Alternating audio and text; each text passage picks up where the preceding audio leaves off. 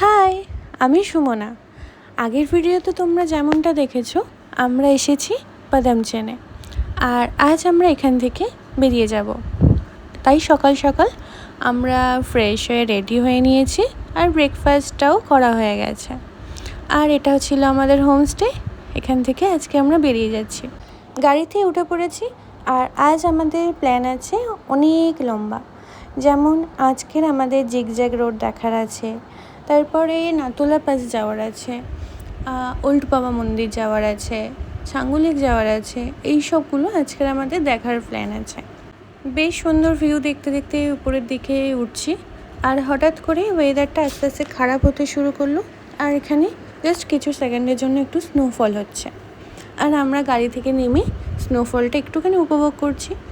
আর তারপর এখানে একটুখানি ফটো ভিডিও তুলে দেন আমরা চলে যাব আবার উপরের দিকে।